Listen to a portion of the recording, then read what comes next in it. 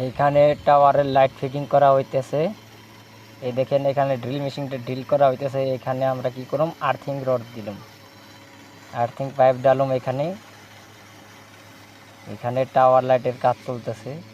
তখন এইদিকে দেখুন,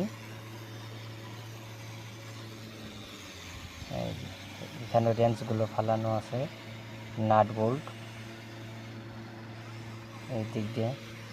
আর এই যে গোটা বার, আর এই টাওয়ারের এই যে এইগুলো লাইট, এইগুলো ফিটিং হইতেছে। এই যে এগুলো হলো ইলেকট্রিশিয়ান মিস্ত্রি।